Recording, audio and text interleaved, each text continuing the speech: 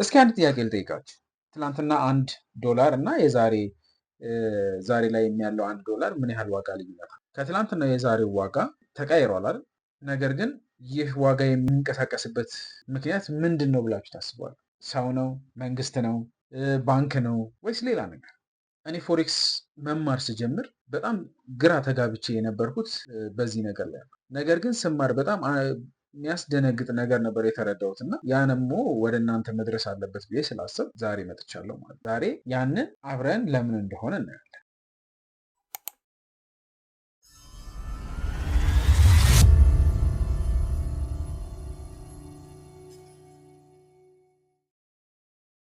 እንኳን ወደ ጊዜ በደህና መጣችሁ። እኔ እንደናንተ ከዜሮ ፎሬክስን እየተማርኩ ነው። በዚህ ቻናል የምማረውን ሁሉ በቀላሉ እና እውነት በሆነ መንገድ አጋራችኋለሁ። ስለዚህ አብረን እንቆይ። ፎሬክስ ገበያን ለመረዳት እነዚህን ቃላቶች ማወቅ በቂ ነው። ሰፕላይ እና ዲማንድ። የትኛው ማርኬት ላይ አንድ መርካቶ ያለ ሰውዬ ለተቀባዩ ሲሸጥ አንደኛው ሰፕላይ አንደኛው ዲማንድ ነው። እሱ ሰፕላይ እስካላደረገለት ድረስ ዲማንድ ደግሞ አይኖረውም። ስለዚህ ያ ደግሞ የትኛው ማርኬት ላይ ወይም ደግሞ የትኛው ገበያ ላይ የሚደረግ ለምሳሌ እስኪ አንድ የአዲስ ስልክ ሞዴል አስቡ። ላይክ አይፎን 17 ፕሮ ማክስም ሊሆን ይችላል። እሱ አሁን በተለቀቀበት ሰዓት የነበረው ዋጋ እና አሁን ላይ ያለው ዋጋ ይለያያል። ለምንድን ነው የሚለያየው? ምን ሆኖ ነው የሚለያየው? ዋጋ ይጨምራል ወይስ ይቀንሳል? አዎ አዲስ በሆነበት ሰዓት ዋጋ ይጨምራል። ለምን ሲባል ምክንያቱ ደግሞ ጥያቄ ከአቅርቦቱ በላይ ስለሆነ፣ ዲማንድ የሚደረገው ሰፕላይ ከሚያደርጉት በላይ ስለሆነ ማለት ነው። ስለዚህ ያ ደግሞ ምን ያመጣል? ጋፕ ያመጣል ማለት ነው። ምኑ ላይ? ማርኬቱ ላይ። ፎሬክስም በተመሳሳይ መንገድ አለ። አሁን ለምሳሌ ሰዎች ዶላር በብዛት መግዛት ይፈልጋሉ። እነሱ ዶላሩን በብዛት መግዛት ሲፈልጉ ዶላር ዋጋው ሊጨምር ይችላል ማለት ነው። ሰዎች መሸጥ ከጀመሩ ደግሞ ዋጋው ሊቀንስ ይችላል። ስለዚህ ይሄ ማለት ሰፕላይ እና ዲማንዱ እኩል እስካልሆነ ድረስ ዋጋው ምን ይሆናል? ከፍም ዝቅም ይላል ማለት ነው። እዚህ ላይ የበለጠ አስፈላጊ ጥያቄ ይመጣል። ለምንድን ነው ሰዎች አንድ ምንዛሬ መግዛት የሚፈልጉት? እሺ ምክንያቱም ብዙ ነው።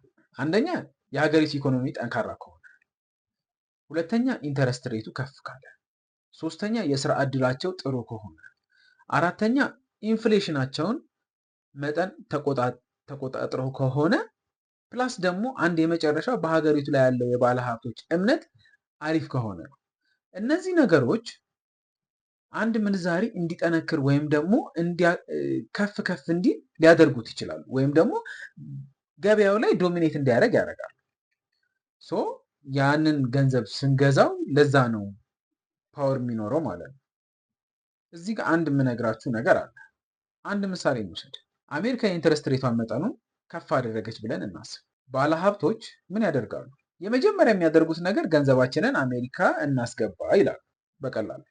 ነገር ግን አሜሪካ ውስጥ ለማስገባት ወይም ደግሞ ለማከማቸት ምን ያስፈልጋቸዋል? ዶላር አይደለም? ስለዚህ ዶላር ለመግዛት ደግሞ ወዴት ይሄዳሉ? ወደ ማርኬቱ ይሄዳሉ። ስለዚህ ዲማንድ ይጨምራል ማለት ነው። ዲማንድ ሲጨምር የዶላር ዋጋ ሊጨምር ይችላል። አት ዘ ሴም ታይም ቀደም ያልኳችሁን ተረዱት። ዲማንድ ሲጨምር ምን ይኖራል? ዋጋ ይጨምራል። ሰፕላይ ሲጨምርስ? ሰፕላይ ሲጨምር ደግሞ ዋጋ ይቀንሳል ማለት ነው። ስለዚህ ይህንን የፎሬክስ እንትን እንዳረሷት። ይሄ ነው በቃ መሰረታዊ ነገሩ። ፎሬክስ ትሬደር ለምንድን ነው ዜና የሚከታተለው? ምክንያቱም በጣም ቀላል ዜና ያሁን የትሬደሮችን የውሳኔ አቅም ይቀይርልናል። አሁን ለምሳሌ እኛ ውሳኔ ሳይኖረን ቻርት ብቻ በማየት ዝም ብለን ወደ ላይ ሲሄድ ባይ የምንል ከሆነ፣ ወደ ታች ሲሄድ ሴል የምንል ከሆነ ፌሊየር እዛ ጋር ይጀምራል። አሁን ለምሳሌ በሄደበት ብንሄድ መች ብሬክ እንደሚያደርግ፣ ዜናዎቹ ምን ይዘው እንደሚወጡ፣ ምን ያህል ስትሮንግ ነው የሚሉትን ነገሮች የሚያሳየን ዜናዎቹን ስንከታተላቸው። ዜናዎቹ ቤዚካሊ ለእኛ ትልቅ ኢንፎርሜሽኖች ጋዘር የምናደርግበት ሜትዳችን ነው። ለምሳሌ የስራ ዕድል ሪፖርቶች ነን ፋርም ኤንኤፍፒ ይባላል። ነን ፋርም ፔሮል። ነን ፋርም ፔሮል ማለት ምን ያህል የስራ ዕድል ተፈጥሯል፣ ምን ያህል መፈጠር ነበረበት እና ምን ያህል ተፈጥሮ ነበር የሚለውን ያሳየናል። ሶ በዛ ሰዓት የገንዘቡን ጥንካሬም በዛው እናያለን ማለት ነው። አት ሴም ኢንፍሌሽን ሪፖርት አለ፣ ጂዲፒ አለ፣ ከዛ ሴንትራል ባንክ የሚያወጧቸው መግለጫዎች አሉ። እነዚህ ደግሞ ሲወጡ ገበያው በፍጥነት ሊያንቀሳቅሱት ይችላሉ። ለምን ሲባል እነዛ ነገሮች ሰፕላይ እና ዲማንድ ላይ በደንብ ስለሚሰሩ ማለት ነው።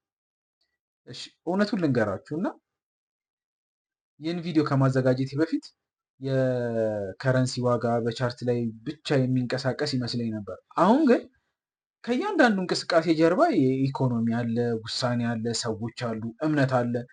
እነዚህ ነገሮች ፎሬክስን የበለጠ አስደሳች አድርገውልኛል ለእኔ ማለት ነው አዲስ ታይም።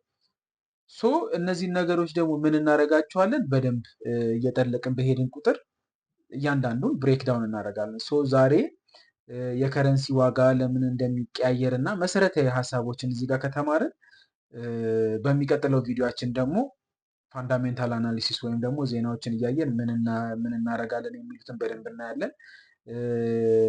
የሚለውን በቃ በጥልቀት በደንብ እናያለን።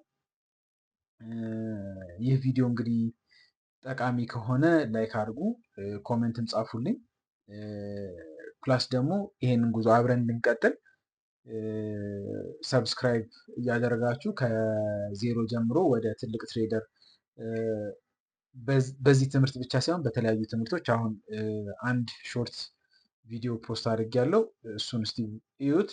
ሜቢ መጽሐፎቹን ከፈለጋችኋቸው ደግሞ ኢዝሊ ዳውንሎድ ማድረግ ይቻላል። ስለዚህ ዳውንሎድ አድርጓቸው እና አንብቧቸው። ስለዚህ እስከምንገናኝ ድረስ ቻው፣ መልካም ጊዜ።